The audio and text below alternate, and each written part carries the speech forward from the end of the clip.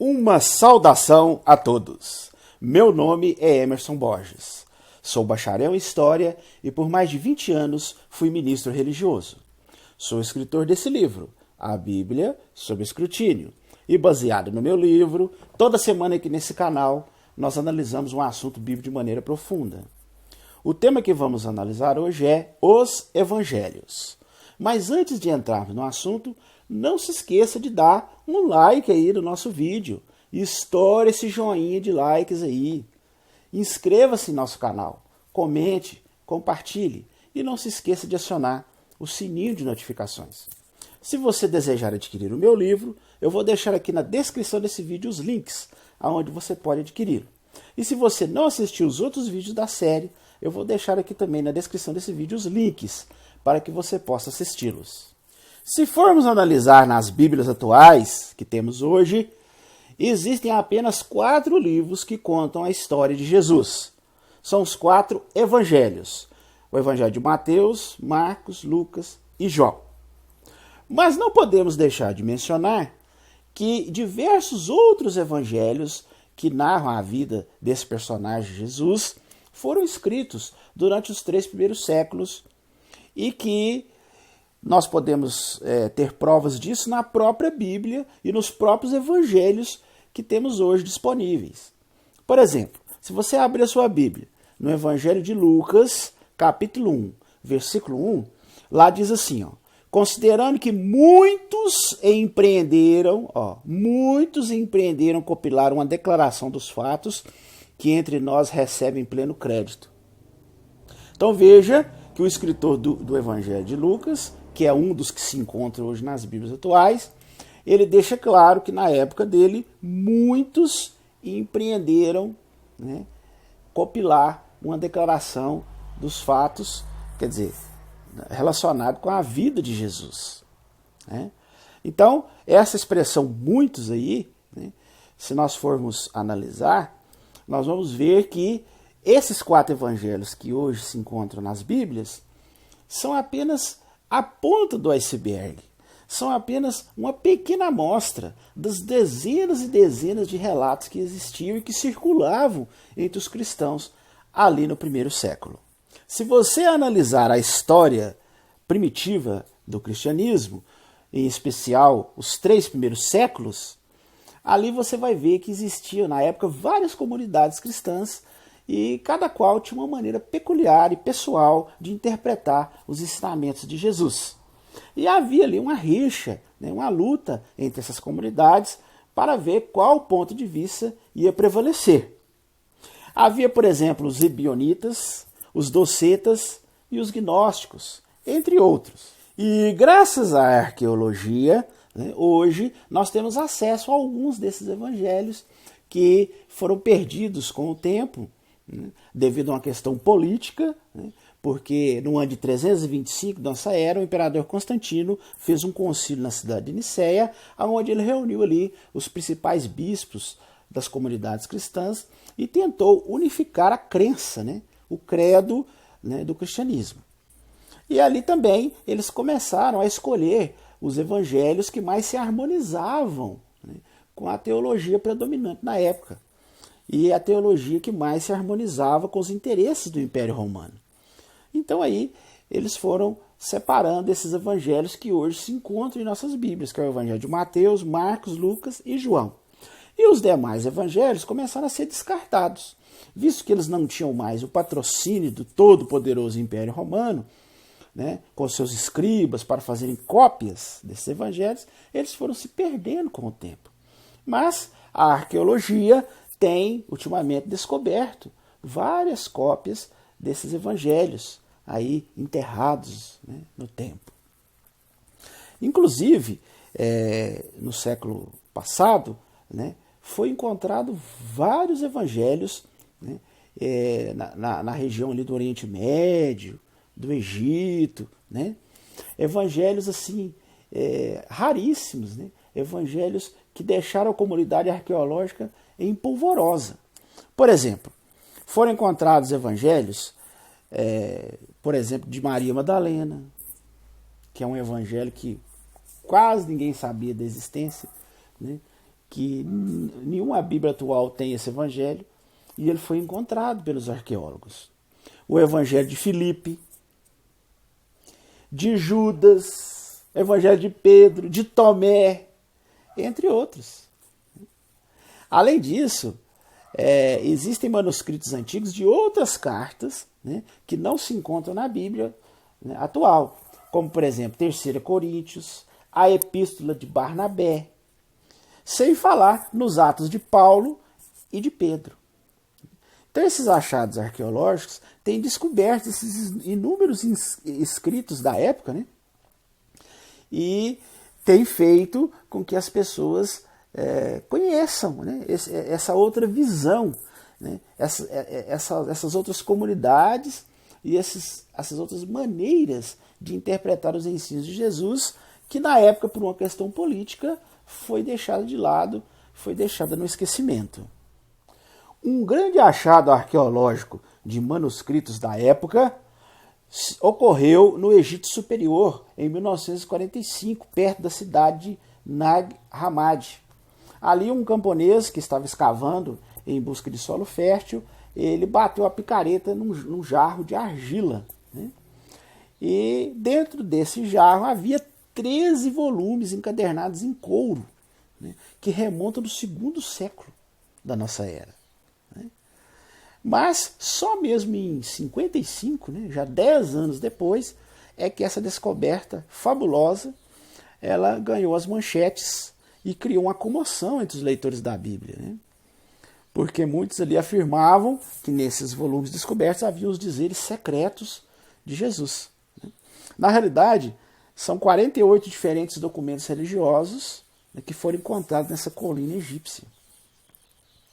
E entre esses volumes encontrados ali está o Evangelho segundo Tomé, que é um evangelho que no Concílio de Nicéia provavelmente ele não foi separado como oficial ali, né? E foi descartado e sem o apoio do Império Romano caiu no esquecimento. Mas graças à arqueologia nós encontramos esse manuscrito antiguíssimo, né? Que foi preservado ali nessa colina lá no Egito. Então esse é apenas um exemplo de diversos achados arqueológicos sobre manuscritos antigos da Bíblia. Naquela época, um livro, né, era um amontoado de papiros que eram enrolados, né, em forma de pergaminho. E, como você pode imaginar, era algo muito fácil de se perder ou de se extraviar, né, esses pergaminhos aí. E alguns evangelhos eles eram copiados e recopiados à mão, né, por membros da igreja na época. E esses livros eles tinham que ser copiados de uma maneira muito meticulosa, bem devagar, né, e nos mínimos detalhes. E você sabe que era inevitável ali que houvesse erros, né, tanto acidentais, por exemplo, um escorregão de uma pena, ou senão o escriba ali estava, né, meio sonolento ali, pulou uma linha, né, ou não acidentais, como por exemplo o copista ele altera uma palavra ali, né, por achar que aquela palavra ela não expressa bem o sentido, ele achou uma outra palavra mais bonita, ou às vezes aquela palavra não apoia determinada crença pessoal dele, então ali ele mudava, né, por vontade própria mesmo. Então, como você pode perceber, né, as cópias de manuscritos antigos eram um trabalho manual muito difícil, né, e que era suscetível a vários erros, né, como eu já disse, tanto intencionais como não intencionais. Né. E se nós analisarmos várias expressões de pessoas da época, que nós temos acesso hoje, né, escritos antigos das pessoas da época, nós vamos perceber que as mudanças nesses pergaminhos, né, tanto acidentais como não acidentais, eram tão comum que muitas pessoas chegavam até a reclamar dos manuscritos que chegavam em suas mãos. Eu vou deixar na descrição desse vídeo algumas fontes aqui, vou citar, depois se você quiser confirmar, você olha aqui na descrição. Por exemplo, Celso, que era um filósofo romano do segundo século, ele criticou asperamente os copistas cristãos pelos erros em suas cópias. Ele diz assim, ó, alguns fiéis, como pessoas embriagadas, se agridem a si mesmas, manipulando o texto original dos evangelhos 3 ou 4 vezes, ou até mais, para poderem opor negações às críticas. Então veja que esse Celso, que é um filósofo romano, que existem vários escritos dele preservados até nossa época, ele reclama asperamente, né, falando que havia muitas manipulações, muitas mudanças, né, nos escritos, nos evangelhos que os cristãos faziam, nas cópias que eles faziam à mão. Irineu, que era um cristão do segundo século, que morava na Gália e era líder da congregação de Lyon, ele escreveu contra Marcião, alegando que esse Marcião tinha feito o seguinte, veja o que ele diz: mutilou as epístolas de Paulo, eliminando tudo o que o apóstolo disse acerca de Deus que criou o mundo, no sentido que ele é o Pai e nosso Senhor Jesus. E ainda as passagens dos escritos proféticos citados pelo apóstolo, com vistas a nos ensinar aquilo que eles anunciaram antes da vinda do Senhor. Então, Irineu, ele critica claramente as cópias feitas por Marcião, né, lá no segundo século, dizendo que ele mutilou as epístolas do apóstolo Paulo. Orígenes, um padre da igreja do terceiro século, ele registrou também uma queixa acerca das cópias dos evangelhos que ele tinha em mãos. Veja o que Orígenes diz. Ele diz assim, ó, as diferenças entre os manuscritos se tornam gritantes, ou pela negligência de algum copista, ou pela audácia perversa de outros. Eles se descuidam de verificar o que transcreveram e, no processo de verificação, acrescentam ou apagam textos como mais lhe agrade. Então, Orígenes, né, esse padre do terceiro século, ficou realmente enfurecido, né, com os manuscritos ali que ele tinha em mãos, né, apontando ali mudanças gritantes, diferenças enormes, né? Inclusive ele fala de negligência dos copistas, né, audácia de mudar o texto, né, acrescentar coisas, apagar coisas. Ele fala isso claramente. Dionísio, que era um bispo de Corinto, ele lamentou o fato de que falsos crentes estavam modificando os escritos de sua autoria. Ele diz assim, ó, veja o que ele diz. Dionísio, bispo de Corinto, ele diz assim: quando meus companheiros cristãos me convidaram a escrever cartas, eu o fiz. Mas esses apóstolos do demônio as encheram de vícios, né, eliminando algumas coisas e acrescentando outras. Não é, pois, de admirar que alguns entre eles tenham ousado adulterar a palavra do próprio Senhor. Então, esse Dionísio ele reclama que muitos tinham mudado as suas próprias cartas que ele tinha escrito, esse Dionísio, esse bispo de Corinto, e no finalzinho ele cita que eles estavam adulterando até mesmo os livros que ele chama de a palavra do próprio Senhor, que provavelmente deve ser alguns evangelhos ali que circulavam. Então, eu estou citando esses exemplos aqui para mostrar para vocês que acusações desse tipo eram muito frequentes entre os primeiros escritores cristãos, né? E não havia como os autores impedirem que seus próprios escritos fossem alterados, né? Porque ali passava por várias mãos, né? E aquilo corria ali, as comunidades, aí a pessoa pegava ali, se ele tivesse condições, né, de fazer uma cópia, tivesse conhecimento do grego, né, e conseguisse escrever, ele começava a fazer cópias ali e muitas vezes alterava, né, apagava certas coisas, mudava, modificava, né, fazia alterações enormes e até mesmo alterações gritantes, né, como reclamou aí. Você vê as reclamações aí de vários bispos da época, né? E na própria Bíblia que temos hoje, no final do Apocalipse, em Apocalipse 22, 18 e 19, lá existe uma maldição que é falada ali no final. Se você tiver sua Bíblia aí, você pode ver, Apocalipse 22, 18 e 19. Lá diz assim, ó: se alguém fizer um acréscimo a essas coisas, Deus lhe acrescentará as pragas que estão escritas nesse rolo. E se alguém tirar alguma coisa das palavras do rolo dessa profecia, Deus tirará seu quinhão da árvore da vida. Tá vendo? Então, essas acusações, que inclusive tem nas Bíblias atuais, né, no finalzinho do livro de Apocalipse, como eu li aqui, eram muito comuns. Eles faziam manuscritos na época e colocavam ali no final, né, ameaçando as pessoas. Falaram assim, não muda nada, senão a maldição de Deus vai cair sobre vocês. Então, você vê que o receio das narrativas serem editadas, né, era muito comum entre os autores do Novo Testamento. Essa ameaça que tem em Apocalipse 22, 19 e 20, né, reflete bem o clima que havia entre os primeiros seguidores de Jesus ali, nos primeiros séculos do cristianismo. Né? Era uma verdadeira baderna teológica. Um monte de seitas e comunidades defendendo ideias diferentes sobre Jesus. E quando essas comunidades às vezes pegavam certos evangelhos, certas cartas, eles não tinham nenhum pudor em modificar, alterar, apagar partes, acrescentar outras, para tentar dar apoio à sua própria maneira de ver o Jesus ou de interpretar os ensinos de Jesus. Por exemplo, a seita dos docetas, né, que era uma das várias correntes filosóficas da época, comunidades que tentavam interpretar os ensinos de Jesus, ela acreditava, essa seita dos docetas, que Jesus não teve um corpo físico.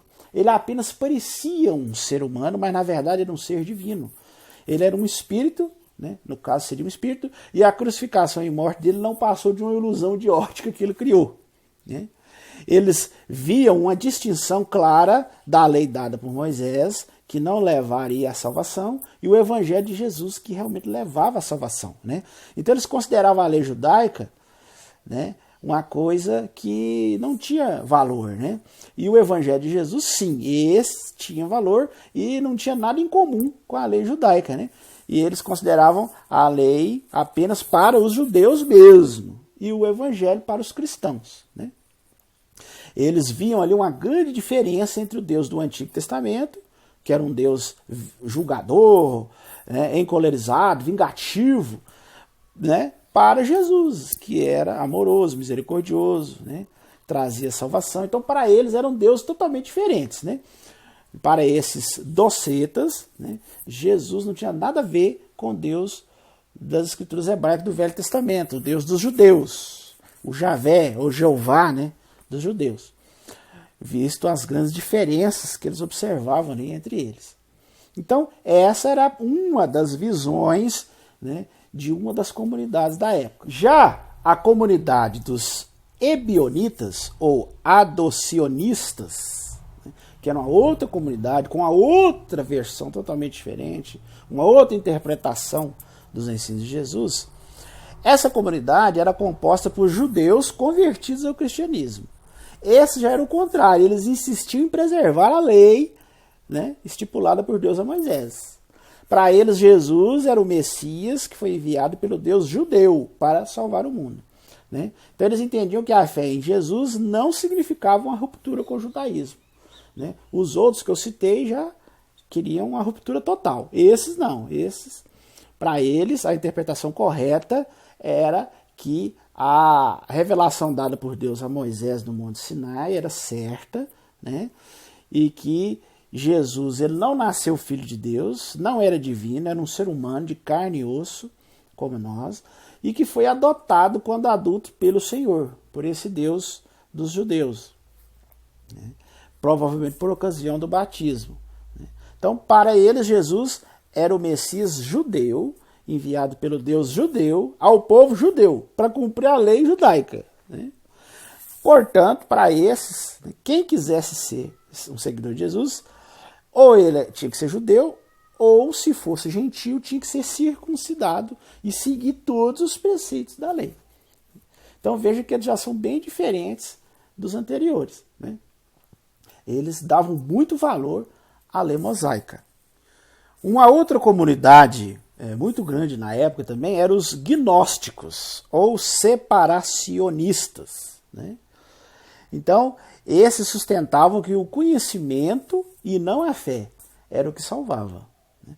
Então, eles já tinham uma versão totalmente diferente desses outros grupos anteriores que eu citei. Né?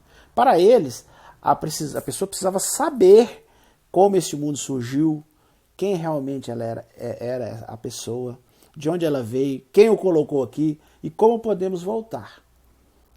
Para eles, Jesus era um ser divino que desceu do plano celestial, né, para transmitir um conhecimento secreto de salvação aos espíritos presos aqui na terra. Para eles, todos nós, né, somos espíritos que estão presos aqui na terra.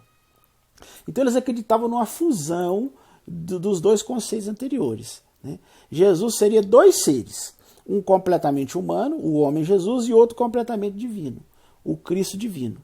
Então Jesus seria um humano que tinha sido temporariamente habitado por um ser divino entre o momento do seu batismo até a sua morte. Por isso, segundo eles afirmavam, ele teria dito ali, antes dele morrer, Deus meu, por que me abandonaste? Então, segundo a teologia deles, Jesus falou isso porque naquele momento o Cristo divino estava abandonando ali o Jesus humano, né? Então, veja bem que já é totalmente diferente já do conceito das comunidades anteriores que eu citei, né? Tanto dos docetas como dos ebionitas, né? Os gnósticos, eles já tinham um conceito mais místico, né? Uma coisa mais esotérica. Mas eu estou citando essas comunidades cristãs na época, essas três que eu citei, são apenas algumas, existiam muitas outras, com outras interpretações totalmente diferentes. Mas o objetivo de eu citá-las aqui é justamente para mostrar a vocês que realmente havia uma baderna teológica ali, né, nos primeiros séculos do cristianismo, né? As comunidades, cada um tinha um conceito totalmente diferente. E eles interpretavam Jesus, né, e viviam a sua fé em Jesus de uma maneira totalmente diferente umas das outras, né? E, além disso, quando essas comunidades, né, recebiam algum manuscrito, né, algum manuscrito de algum evangelho, alguma carta que ficava circulando ali entre essas comunidades, eles pegavam esses manuscritos e, ao copiá-los, aquelas partes que eles entendiam que não apoiavam muito o conceito deles, o que eles faziam? Eles iam lá e modificavam, né, na cara dura. Por isso que havia várias reclamações, como eu citei antes no vídeo, de pessoas reclamando das modificações gritantes, né, das deturpações enormes que existiam nos manuscritos, porque essas comunidades mudavam mesmo. Por exemplo, se uma comunidade gnóstica recebia um manuscrito ou uma carta de uma comunidade dos docetas, por exemplo, aquelas partes que não apoiavam os seus conceitos, eles ali na hora já davam uma mudada ao fazer uma cópia, já para harmonizar com os seus conceitos e passar aquilo para frente, né? E também o contrário acontecia. Então, isso é apenas para vocês entenderem como que era o clima e a baderna teológica que existia entre os cristãos do primeiro século. A primeira tentativa de organizar esse caos das escrituras, lá nos primeiros séculos do cristianismo, ocorreu mais ou menos uns 100 anos após a morte de Jesus. O responsável por isso foi um rico comerciante naval chamado Marcião. Eu citei aqui, né, um bispo reclamando desse Marcião, né, falando que ele havia deturpado as escrituras e tal. Então, é esse mesmo. Esse Marcião foi a primeira pessoa que teve a ideia de juntar alguns manuscritos ali e tentar formar, né, uma suposta Bíblia, né? Então ali esse homem, Marcião, que nasceu na Turquia, ele foi para Roma, se converteu ao cristianismo, virou um teólogo influente e resolveu montar a sua própria seleção de textos sagrados, né? Podemos dizer que foi uma das primeiras tentativas de se montar mesmo uma Bíblia, né? Essa Bíblia de Marcião era bem diferente da que nós conhecemos hoje, né? Porque ele era simpatizante da seita dos docetas. Então, obviamente, ele escolheu ali aqueles manuscritos que mais se harmonizavam, né, com a maneira de enxergar o Cristo, a teologia dos docetas. Então, a Bíblia dele continha apenas uma forma do Evangelho de Lucas e 10 cartas do apóstolo Paulo. Na época de Serapião, um monge egípcio de grande erudição e muito inteligente, que por um certo período dirigiu a famosa escola catequética de Alexandria, considerado um santo, e que faleceu por volta de 370 de nossa era. Nessa época, né, desse monge egípcio, surgiu ali um autor, inclusive anônimo por sinal, que tentou definir novamente uma relação de livros que ele acreditava compor as escrituras cristãs. Esta lista fragmentada é chamada de cânone muratório, em homenagem a L.A. Muratori, que é um estudioso italiano do século XVIII, que foi o homem que descobriu na cidade de Milão esse cânone. Então eles deram esse nome em homenagem a Muratori. Nesse catálogo, a primeira parte da lista de livros desapareceu, né? E a gente observa apenas o finalzinho de um evangelho ali e passa já para o evangelho de Lucas, como o terceiro evangelho. Então a gente não sabe se esses dois primeiros eram Mateus ou Marcos. Fica a dúvida, né? Pode ser que sim, pode ser que não, porque se perdeu essa primeira parte da lista. Então começa o finalzinho de um evangelho, que não se sabe ao certo qual é, e já passa para o evangelho de Lucas. Esse autor desconhecido identifica como canônico 22 dos 27 livros que hoje compõem as Bíblias atuais, as escrituras gregas, né, o Novo Testamento. Dos 27 livros que hoje existem nas Bíblias atuais, ele enumera 22. Só que, por exemplo, Hebreus não está nessa lista dele, Tiago também não, 1 e 2 Pedro também não se encontra, e nem 3 João. Por outro lado, né, nesse cânone Muratori, temos livros que hoje não se encontram nas Bíblias atuais, como, por exemplo, Sabedoria de Salomão e o Apocalipse de Pedro. São colocados ali nesse cânone Muratório como livros canônicos. Um outro famoso manuscrito do século V, chamado Código Alexandrino, ele já tem uma seleção de livros diferente. A lei já inclui como parte do Novo Testamento os livros de 1 e 2 Clemente, que foi supostamente escrito pelo homem que Pedro escolheu como bispo de Roma, né, que são livros que não se encontram hoje nas Bíblias atuais. Né? Você não encontra esses livros 1 e 2 Clemente, mas no Código Alexandrino esses livros estão lá, né, são colocados como livros canônicos, né, como supostamente inspirados por Deus e aprovados e colocados ali naquele conjunto chamado Código Alexandrino, que é do V século. Um outro código, um manuscrito muito famoso, chamado Sinaítico, que é do século IV, inclui também certos livros que hoje não tem na Bíblia, como, por exemplo, a Epístola de Barnabé e o Pastor de Hermas. Está vendo? Que são livros que hoje não tem nas Bíblias atuais, mas na época eram incluídos. Temos também um manuscrito chamado P72. Ele inclui um evangelho supostamente escrito por Tiago, irmão de Jesus. A Natividade de Maria, mais conhecido como Proto-Evangelho de Tiago. Além disso, nesse manuscrito P72, está incluído a 3 Coríntios, que hoje não tem nas Bíblias atuais, e uma homília do pai da igreja Melito sobre a Páscoa. Então, isso é só para vocês terem uma ideia de como que era o clima ali nos primeiros séculos do cristianismo. Né? Você vê que, aos poucos, né, havia ali uma confusão teológica, várias comunidades, cada uma com uma ideia diferente, uma maneira diferente de encarar Jesus, de entender e de viver o cristianismo, e eles ali, né, defendendo seu ponto de vista, né, eles criavam seus próprios manuscritos ou deturpavam manuscritos de outras comunidades que chegavam em suas mãos, né, e com o tempo foram surgindo algumas pessoas, como eu citei aqui, por exemplo, Marcião foi o primeiro destes, que começou a tentar montar ali alguns manuscritos que ele considerava serem supostamente inspirados e verdadeiros, né, mas que também era muito criticado porque ele era de uma comunidade, ele se simpatizava com os docetas, e as outras comunidades, como os gnósticos, por exemplo, não simpatizavam, então havia ali uma rixa muito grande entre eles, né? E se nós analisarmos esses manuscritos antigos, como nós vimos aqui, né? Como eu citei o Código Muratori, o Código Alexandrino, né?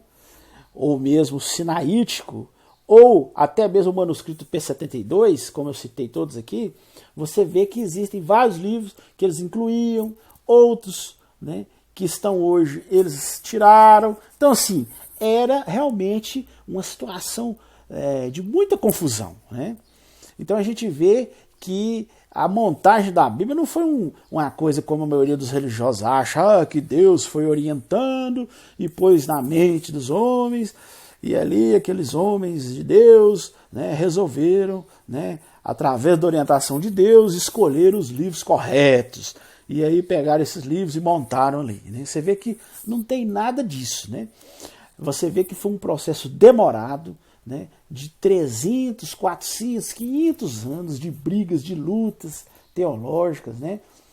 E, como eu já disse também nesse vídeo, né, a partir do momento que Constantino resolveu, né, olhar com olhos benevolentes para o cristianismo, né, e resolveu unificar o seu império através do cristianismo, ali as coisas já tiveram um outro viés, né? Aí já começou, ele fez ali o Concílio de Nicéia em 325, e ali ele tentou unificar, né, essa baderna teológica que existia, tentando unificar as crenças, né? Mas não foi um trabalho fácil, né? Ali foi apenas, o Concílio de Nicéia foi apenas uma primeira tentativa, né? Ali houveram várias tentativas, várias reuniões, vários concílios, né? E por uma questão política, de ideologia, né, a ideologia que mais se alinhava com o pensamento do imperador, eles foram, né, se inclinando para uma das maneiras que as pessoas encaravam ali o Cristo. Uma das teologias foi se sobrepor nas outras, né, e visto que o Império Romano abraçou essa teologia, então ela foi tomando conta, né, e as outras foram caindo no esquecimento, visto que na época, para se fazer um manuscrito, era necessário escribas experientes, era necessário verba, né? Era necessário, a pessoa precisava ter recursos para fazer um manuscrito. E os manuscritos que o Império Romano foi deixando de lado, não tinham recursos, não tinham escribas, né? Então as cópias foram ficando escassas e com o tempo caíram no esquecimento. Falando um pouco sobre o Constantino, ele foi um dos personagens muito importantes nessa questão aí da história do cristianismo. Constantino, ele começou a perceber que o cristianismo estava crescendo muito, porque o cristianismo no começo era um grupo pequeno, perseguido, né? E com o tempo foi se alastrando pelo império, né, através dos séculos, né? Então, na época de Constantino, já uns 300 anos depois de Jesus, os cristãos já eram um grupo considerável. Então, Constantino, ele viu ali, nessa crescente nova religião, uma maneira de fortalecer o seu império. Então, depois de 12 anos ali, numa disputa pelo poder, consolidando o seu poder, ele se declarou cristão. Começou a fazer pomposas doações à sua nova religião. Construiu, por exemplo, a Basílica de Santa Sofia, em Constantinopla, e a Basílica de São Pedro, em Roma, né? Ele fez pomposas doações para a construção e as melhorias dessas basílicas, que hoje são basílicas que têm uma importância muito grande na história do cristianismo, né? E, como eu já disse, ele se sentiu no direito de impor uma unidade ali aos seus súditos cristãos. Então esse imperador romano resolveu colocar ordem na casa de Deus, né? Que nessa época, como eu disse aqui nesse vídeo, estava dividida entre questões teológicas. Então, em 325, ele organizou um concílio chamado Concílio de Nicéia, onde ele tentou ali impor um credo comum, né? Essa foi apenas uma primeira tentativa, não foi um trabalho fácil, né? Envolveu uma série de concílios, reuniões, de tentativas para tentar colocar ali um credo comum ao cristianismo, né? Apesar do cristianismo ter sido declarado a religião oficial do Império Romano somente no fim, né, do século IV, pelo imperador Teodósio, apesar disso, Constantino foi o primeiro imperador que professou o cristianismo, né? Então, devido a isso, a religião do cristianismo ela prosperou muito na sua época, né? Veja bem, o imperador romano resolve professar ser cristão, então isso aí realmente deu uma guinada muito grande, visto que os cristãos já eram um grupo considerável. A partir do momento que o imperador começou a professar essa fé, né, essa fé virou a fé do momento, né? Todo mundo aí fala, eu vou ser cristão também, eu vou começar a abraçar a crença do imperador, né? Aí ficou na moda ser cristão, né? O que antes não era tão na moda, já passou a ser a fé da moda, né? A fé do imperador. Então a grande verdade que, infelizmente, a maioria dos religiosos não consegue perceber é que o processo de escolha dos chamados livros canônicos ou inspirados por Deus não passou de uma questão de ideias que foram se sobrepujando a outras devido às circunstâncias de cada momento histórico. A influência de homens interessados em manter o poder e manipular as massas levou, por exemplo, imperadores como Constantino, né, a professar o cristianismo, o que deu muita força a essa religião. E também levou Teodósio, por fim, a oficializar, né, essa religião, o cristianismo, como a religião oficial do Império Romano. Depois que essa religião se tornou a religião oficial do Império, os livros que estavam mais alinhados com a teologia favorável aos detentores do poder passaram a ser copiados frequentemente, pois tinha o apoio do Império Romano, né? E os outros livros, os demais livros, como eu citei aqui, dos docetas, dos ebionitas, dos gnósticos e de outras seitas, com o tempo começaram a ser deixados de lado, foram excluídos, e seus autores começaram a ser declarados hereges. Os escribas da igreja não estavam mais interessados, né, em recopiar esses livros, tanto dos docetas, dos ebionitas, como dos gnósticos. Eles não tinham interesse nisso, né?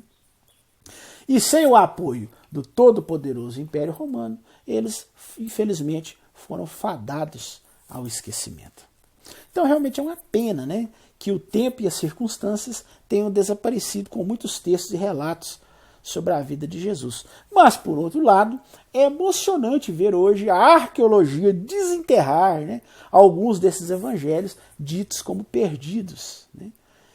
Pois hoje nós, que realmente queremos fazer um estudo sério, histórico, sobre esse personagem de Jesus, nós só podemos chegar mais perto da verdadeira história de Jesus, do Jesus histórico, né, comparando todos esses relatos, e não só esses hoje, que tem nas Bíblias atuais, né, que foram sendo filtrados, né, foram sendo modificados com o tempo, né, e separados, né, apenas alguns, e que hoje estão aí nas Bíblias atuais, né. Para termos uma visão mais ampla, nós temos que olhar todos, né. Ou, quem dera se nós tivéssemos hoje todos esses escritos, né, esses evangelhos que tinha na época, dessas diversas comunidades, para que pudéssemos estudá-los, analisá-los, né? Aí sim, nós teríamos um quadro mais amplo desse personagem, né, tão intrigante, que hoje estimula a fé de bilhões de pessoas pelo mundo, mas que, infelizmente, pouco se sabe da sua verdadeira história. Bem, esse era o assunto que iríamos analisar hoje. Se você gostou do assunto e quiser saber mais, você pode adquirir o meu livro. Tudo que eu estou falando aqui hoje, nesse vídeo, e os demais vídeos que nós já fizemos aqui, são mais de 20, todos foram baseados no meu livro. Então, se você gostou, quiser saber mais, né, eu vou deixar aqui na descrição desse vídeo os links aonde você pode adquirir o meu livro, para aprofundar mais nesses assuntos. E se você quiser ver os outros vídeos também, né, eu vou deixar aqui na descrição os links para que você possa ver os mais de 20 vídeos que nós já fizemos sobre vários assuntos bíblicos. E não se esqueça, né? Relembrando mais uma vez de dar o joinha aí no nosso vídeo, né? Se você chegou até aqui é porque você gostou, né? Então, deixa o joinha aí, não esqueça, porque isso é muito importante para que o nosso vídeo tenha uma divulgação mais ampla, para que mais pessoas possam ter acesso ao nosso vídeo, né? Se inscreva no nosso canal, compartilhe com o maior número de pessoas possível, seus amigos, né? Comente aí sobre o vídeo, o que você achou. E não se esqueça de acionar o sininho de notificações, porque toda semana nós estamos fazendo um vídeo novo, né? Então você acionando o sininho de notificações, assim que a gente subir o vídeo, você será notificado, ok? No mais, uma boa semana a todos, um abraço a todos e até o nosso próximo vídeo.